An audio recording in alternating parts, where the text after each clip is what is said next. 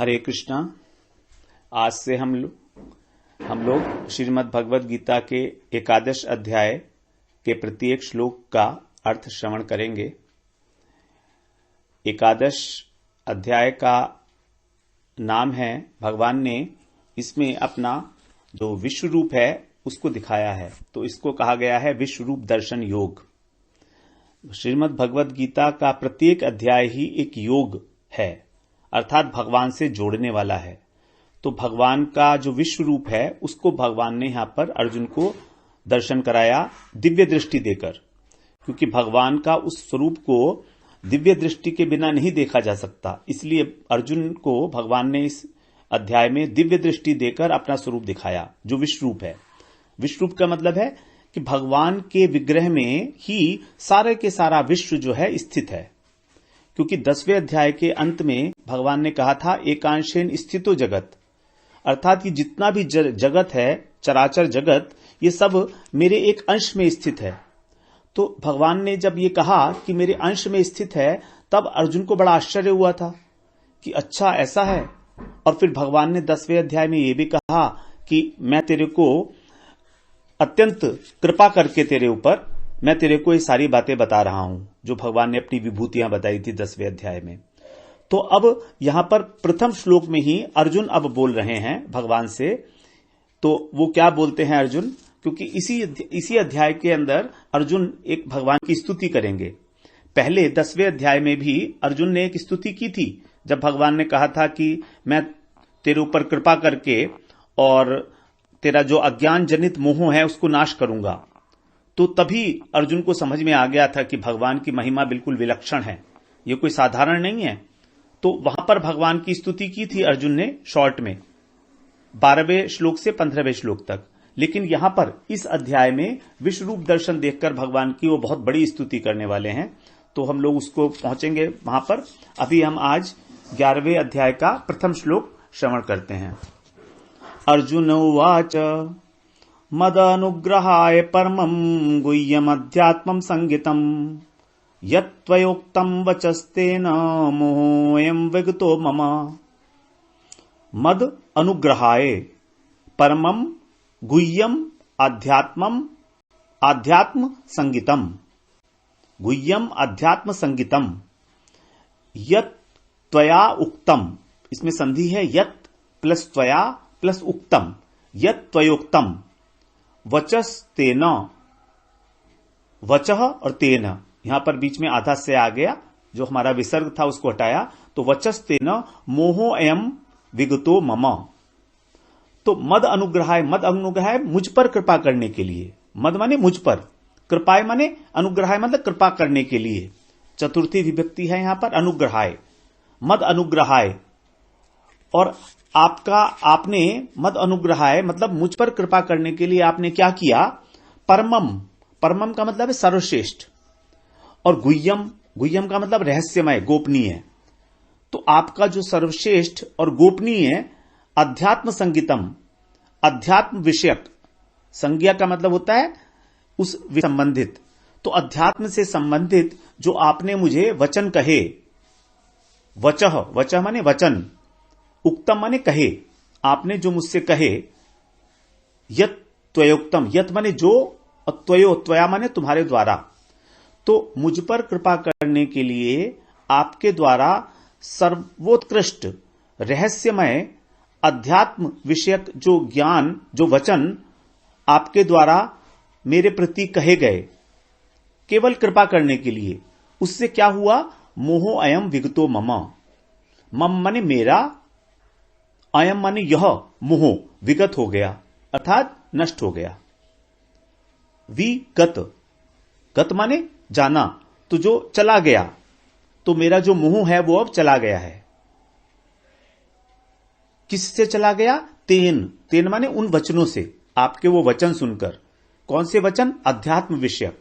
अध्यात्म विषयक वचन भगवान के कौन से थे, कि हम जो हैं वास्तव में आत्मा हैं, आत्मा से संबंधित जो भी बात की जाती है उसको हम बोलते हैं अध्यात्म। आत्मा से संबंधित, कि मैं शरीर नहीं हूं, मैं आत्मा हूं, और हमारे मोह का कारण होता है हमारा शरीर, क्योंकि मोह हमको होता है सांसारिक व्यक्तियों से, सांसारिक पदार्थों से, और उन सांसारिक पदार्थों से और सांसारिक व्यक्तियों से हम जुड़ते हैं केवल शरीर के द्वारा।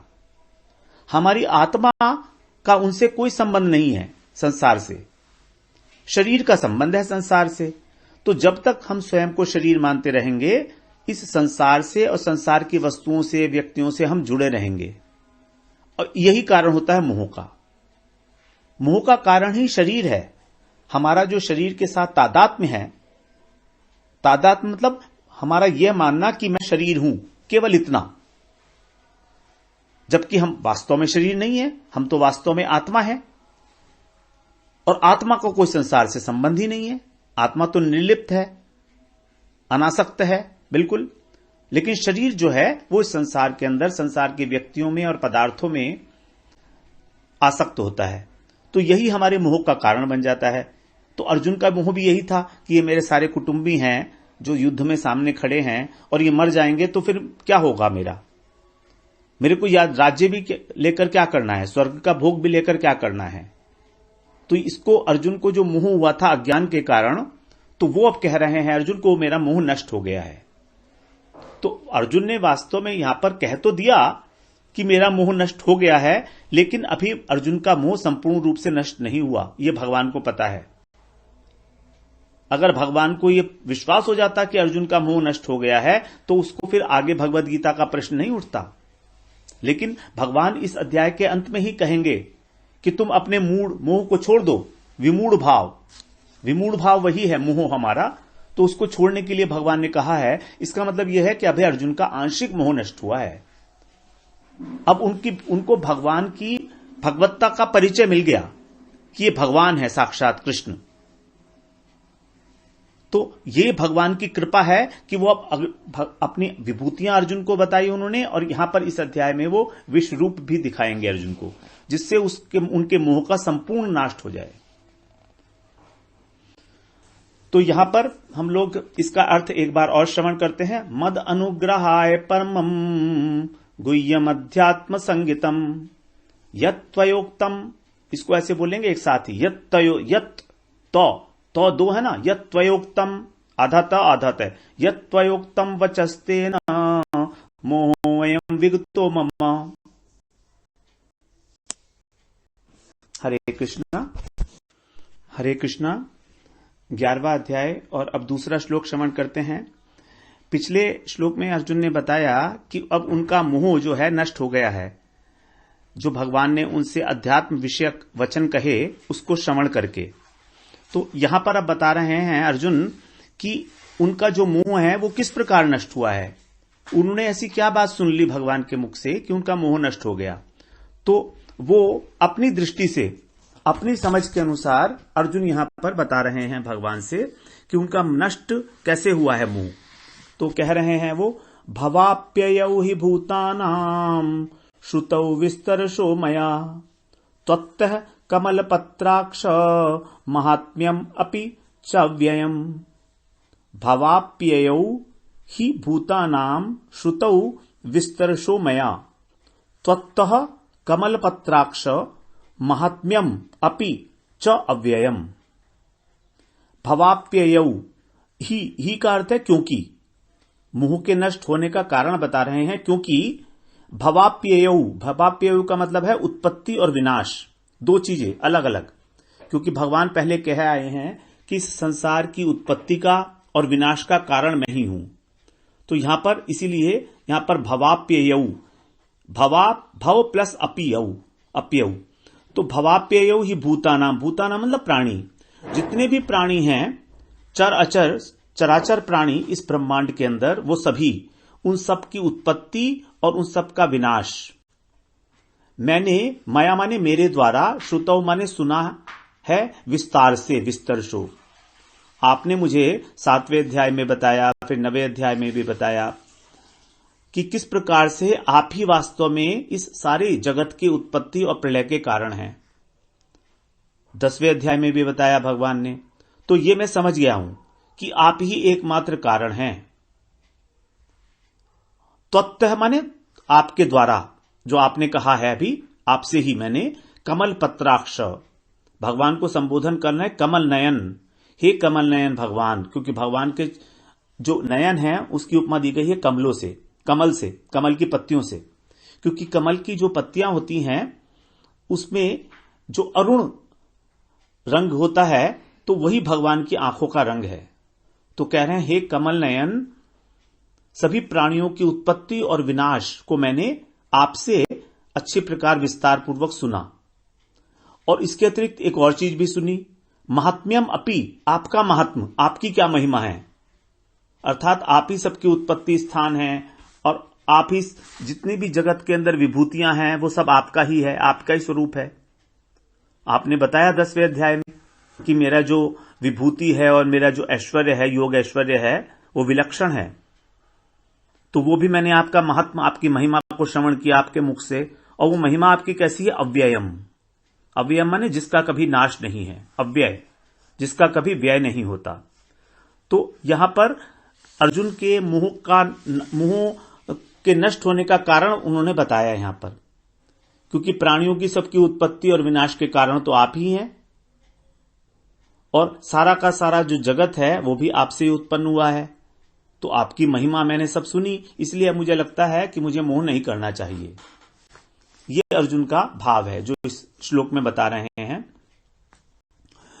तो कह रहे हैं भवाप्ययौ हि भूतानां श्रुतौ विस्तरशो मया त्वत्तः कमल पत्राक्ष महात्म्यमपि च व्ययम्। हरे कृष्ण। हरे कृष्णा। 11वां अध्याय और 3रा श्लोक श्रवण करते हैं।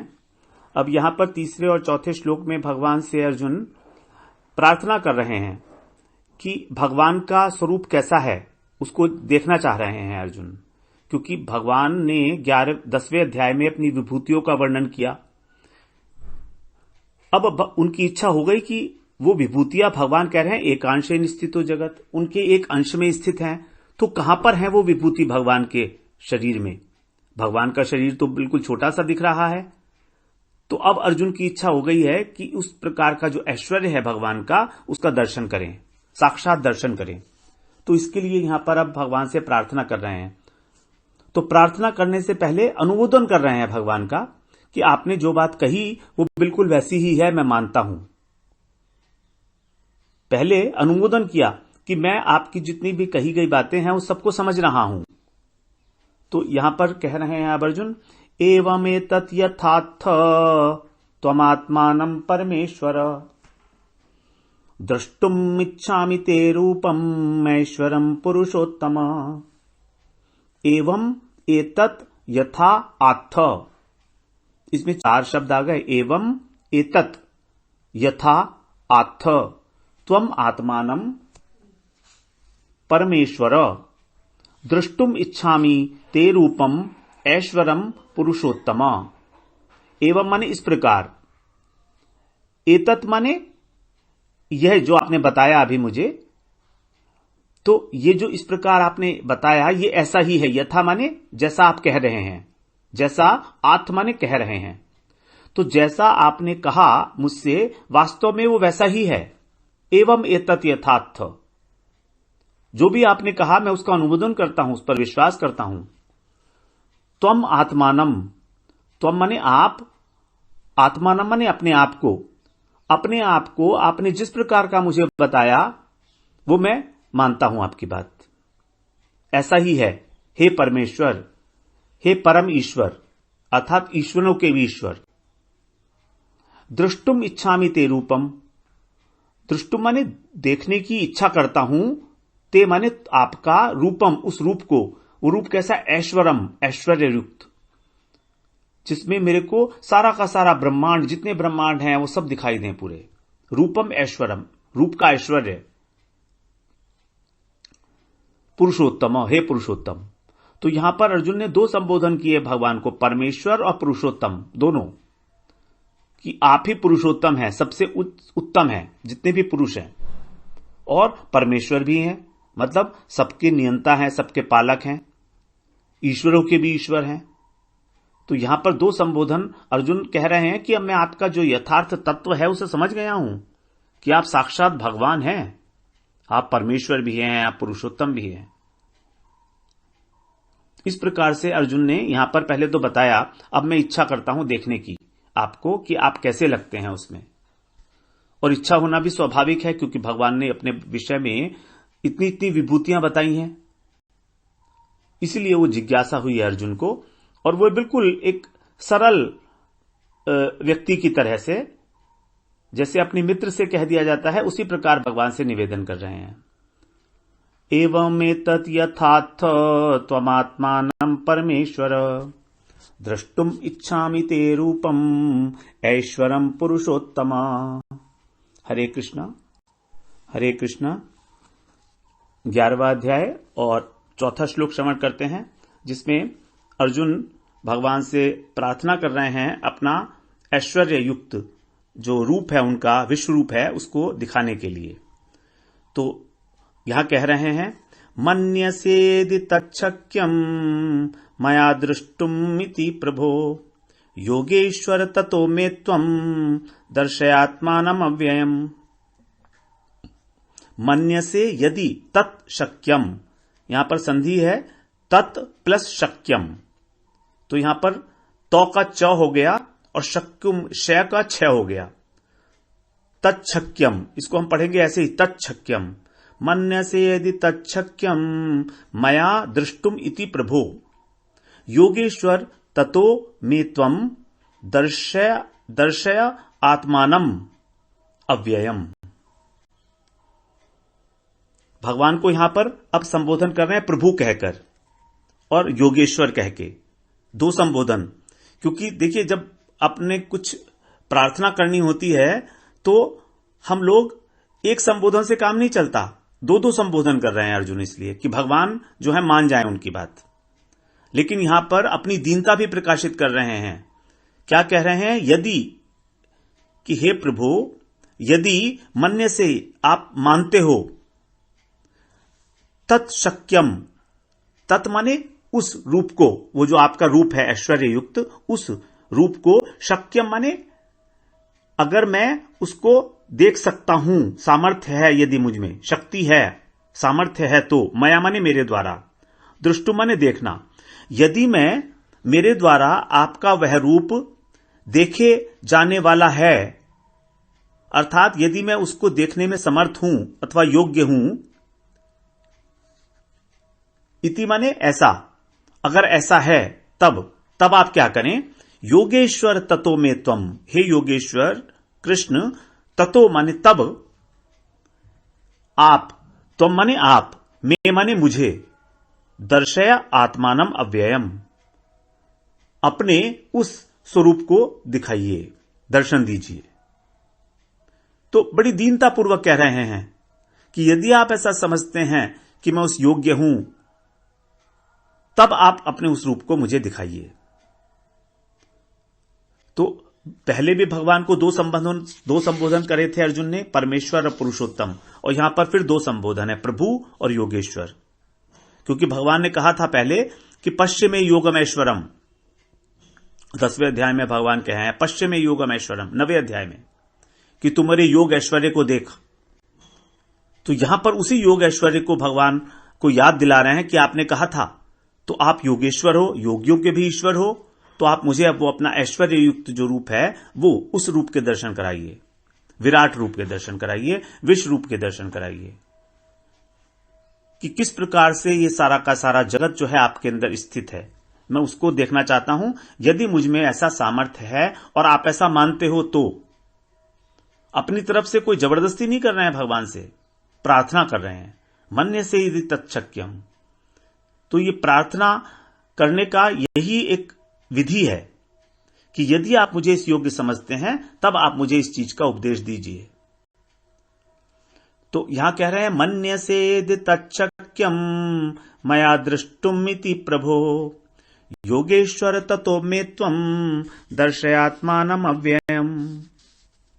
हरे कृष्ण।